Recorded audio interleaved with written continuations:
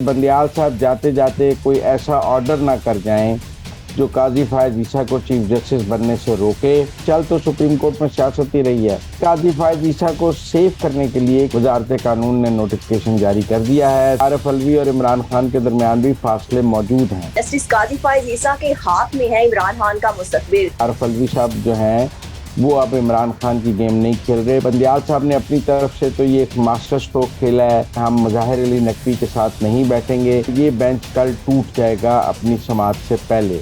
ये आखिरी कोशिश है इमरान खान साहब को मिलिट्री कोर्ट से बचाने की। परवेज खटक साहब आने वाले दिनों में कोई बड़ी प्रेस कॉन्फ्रेंस करने जा रहे हैं। परवेज खटक के रास्ते भी पीटीआई के लिए बंद हैं, शाह महमूद के भी बंद हैं।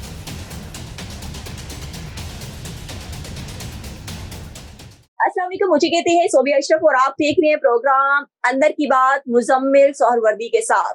जैसे जैसे वक्त गुजर रहा है उसके साथ ही सियासी मंजरनामा भी तब्दील हो रहा है। आज चीफ जस्टिस ने सदर आरिफ अलवी ने 2 माह पहले ही जस्टिस काजी फायज ईसा को जो है वो सुप्रीम कोर्ट का चीफ जस्टिस जो है वो तैनात कर दिया है।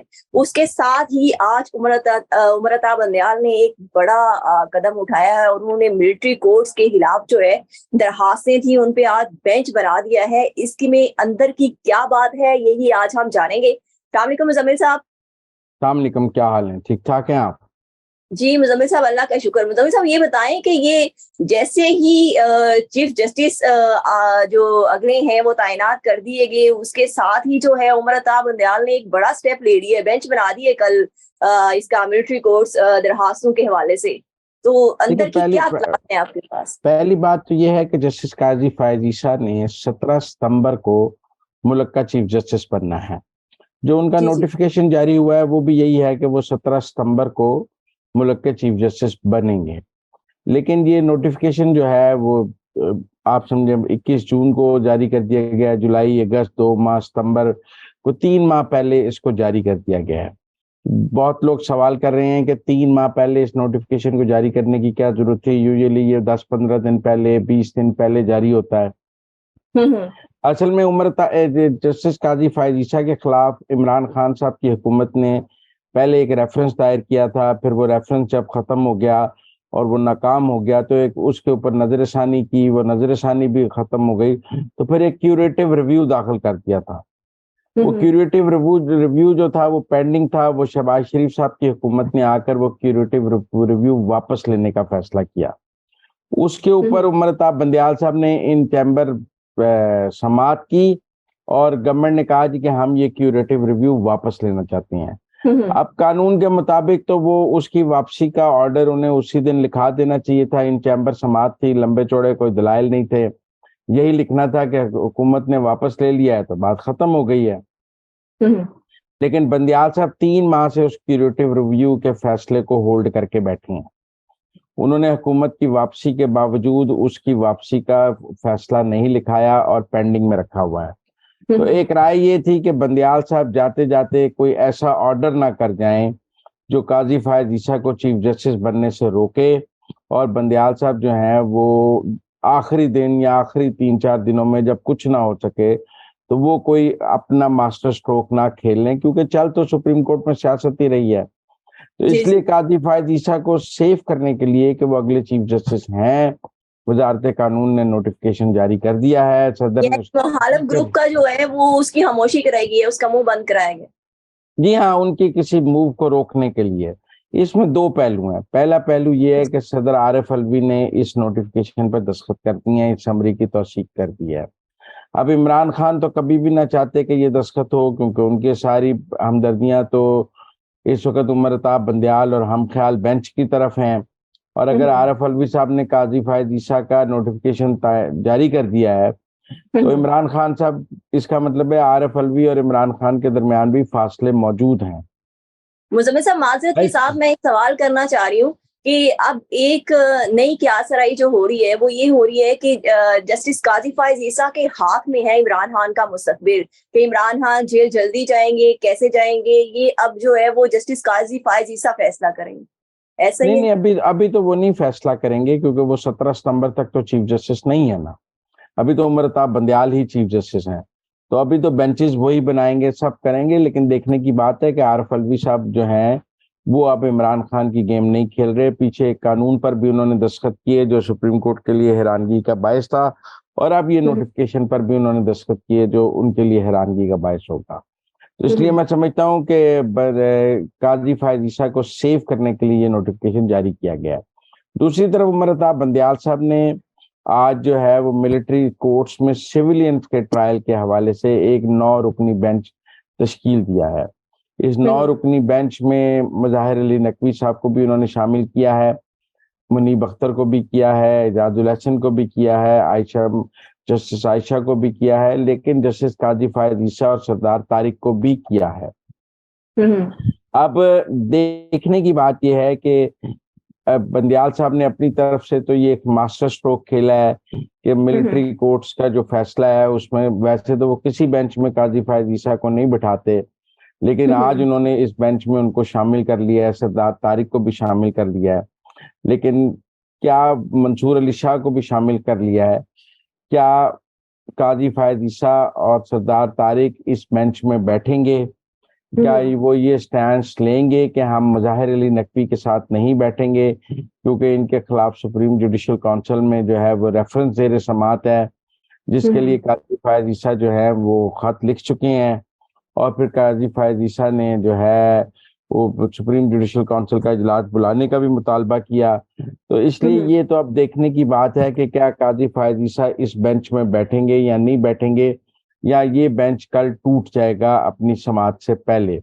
लेकिन मैं समझता हूं कि ये आखिरी कोशिश है इमरान खान साहब को मिलिट्री कोर्ट से बचाने की, क्योंकि इसके लिए बहुत मेहनत हुई है। इमरान खान साहब चलकर लतीफ खोसर साहब के घर गए, फिर लतीफ खोसर और एतजाज हसन अगले दिन चीफ जस्टिस उमर अता बंदयाल को मिले हैं, और रिटायर्ड चीफ जस्टिस जवायद खाजा से भी पिटीशन कराई गई है।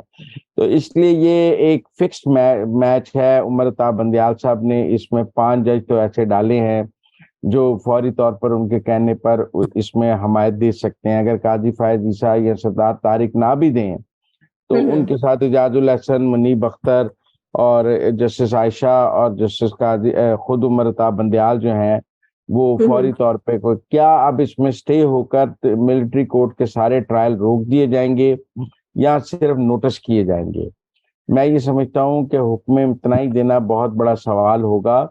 इसके लिए उनको नोटिस दे के सुनना पड़ेगा, और नोटिस देने के बाद क्या ये बेंच आगे चलता है या इसका हाल भी उस बेंच जैसा होगा जो जब पंजाब के इलेक्शंस के लिए सू मोटो लिया गया था, तो फिर उसमें पहले दिन एक नोट आ गया था, फिर अगले दिन एक नोट आ गया था, फिर अगले दिन एक नोट आ गया था, और फिर वो 4-3 की लड़ाई आज तक कायम है। लिहाजा ये अब जो केस है ये उमर अता बंदयाल साहब का जो है के लिए एक टेस्ट केस बन गया है कि वो इसमें क्या डिलीवर करते हैं। एक तरफ इमरान खान की उनसे उम्मीदें हैं और दूसरी तरफ उनको पता है कि फौज है, और फौज जो इस वक्त जिस मूड में है वो भी उमर अता बंदयाल साहब के इल्म में है। क्या वो इसीलिए वो चाहते हैं कि जो भी फैसला करें उसमें काजी फायज ईसा और सरदार तारिक को मिलाकर करें ताकि अकेले उनके ऊपर जिम्मेदारी ना आए। लेकिन क्या उमर अता बंदयाल ने पिछले 1 साल में जो सियासी खेल खेला है सुप्रीम कोर्ट में, उसको मंतकी इंजाम पहुंचाने के लिए काजी फायज ईसा और सरदार तारिक अपना कंधा उनको देंगे कि वो इस बेंच में आकर बैठ के उमर अता बंदयाल के सियासी मकासद की तकमील करें?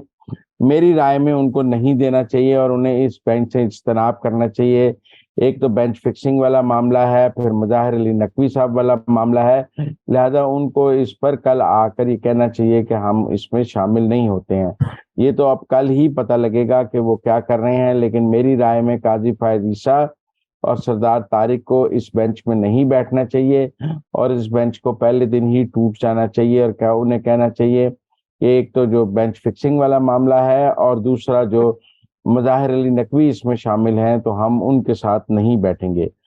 तो ये कल फैसला हो जाएगा, देखते हैं काजी फायज ईसा क्या फैसला करते हैं। अब तक के अच्छा जो मुजम्मिल साहब, जी अब तक उन्होंने जो फैसले किए हैं उनकी रोशनी में तो ये मुमकिन नहीं है कि वो कल वाले बेंच में बैठे। अच्छा मुजम्मिल साहब, एक बड़ी और पेशरफ्त हुई है कि असद उमर के बाद तहरीके इंसाफ ने परवेज हटक को भी शोकाज नोटिस जारी कर दिया है। क्या परवेज हटक साहब आने वाले दिनों में कोई बड़ी प्रेस कॉन्फ्रेंस करने जा रहे हैं, जिसके बदले में तहरीके इंसाफ ने पहले ही उन्हें शोकाज नोटिस दे दिए? कि परवेज खटक साहब जो हैं वो केपी में काफी सारे लोगों को जमा कर रहे थे और वो एक बहुत बड़ा ग्रुप बनाना चाह रहे थे केपी का, कि जी जिससे उनकी अपनी अलग सियासी जो हैसियत है वो इस्तेकाम पाकिस्तान पार्टी के बराबर हो जाए।